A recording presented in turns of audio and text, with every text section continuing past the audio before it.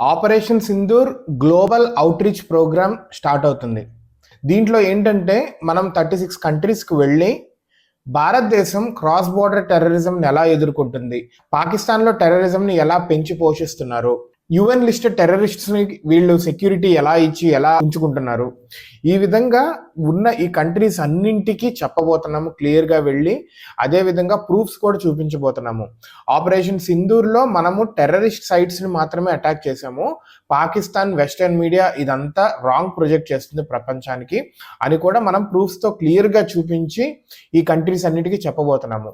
అయితే 36 కంట్రీస్, ఈ కంట్రీస్ ఎలా స్టార్ట్ చేశారు అంటే 5 కంట్రీస్ ఏమో యుఎన్ఎస్సి మెంబర్స్, ఇంకో 10 కంట్రీస్ ఏమో రొటేటింగ్ బేసిస్లో 2 yearsకి ఒకసారి యుఎన్ఎస్సి మెంబర్స్ కింద అవుతూ ఉంటారు.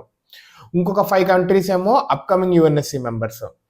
ఇంకా కొన్ని కంట్రీస్ ఏమో వీటి వాయిస్ అనేది గ్లోబల్గా చాలా స్ట్రాంగ్గా వినిపిస్తుంది కొన్ని కంట్రీస్వి. ఇలా డిఫరెంట్ కంట్రీస్ని సెలెక్ట్ చేశారు. ఇక్కడికి వెళ్ళి ఇలా చెప్పడంతో ఏంటంటే భారతదేశం అనేది శాంతినే కోరుకుంటుంది. అలా అని చెప్పి మా మీద వచ్చి అటాక్ చేస్తుంటే, టెర్రరిస్ట్ అటాక్స్ చేస్తుంటే మేము కాముగా ఉండబోము అని చాలా స్ట్రాంగ్గా చెప్పటము.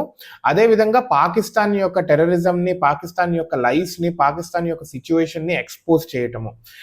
అట్ ద సేమ్ టైం నాకు తెలిసైతే మనము ఎలా ఎదుర్కొన్నాము, ఏమేమి వాడాము, ఎలా వాటిని రిటాలియేట్ చేసాము, మన మీద ప్రజల మీద అటాక్ చేస్తుంటే ఎలా రిటాలియేట్ చేసాము, వీ గోనా టాక్ అబౌట్ మన వార్ఫేర్ గురించి కూడా మాట్లాడతారు. అదేవిధంగా చైనా, అమెరికా, టర్కీ వీటి వార్ఫేర్ని, వెపన్స్ని ఎలా మనం డౌన్ చేసాము ఇవి కూడా డిస్కస్ చేస్తాము నాకు తెలిసి.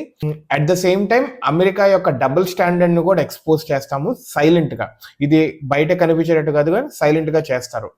సో దట్ మనకి డిఫరెంట్ కంట్రీస్ నుంచి మద్దతు వచ్చేలాగా, ఎప్పుడైతే పాకిస్తాన్ కానీ ఇస్లాం నేషన్స్ కానీ ఇండియాకి ఆపోజిట్ అయితే కనుక డిఫరెంట్ కంట్రీస్ మనకి సపోర్ట్ అయ్యేలాగా మనకి ప్లాన్ చేస్తున్నారు.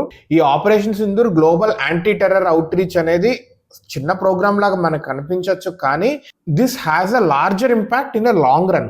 లెట్ us see ఏ కంట్రీస్ ఎలా రియాక్ట్ అవుతాయో. Growing forward we gonna listen from those countries also. వాళ్ళ వే ఆఫ్ నెరేటివ్ కానీ వాళ్ళ సపోర్ట్ ఎలా వస్తుంది మనకి అనేది కూడా మనం చూడబోతున్నాము.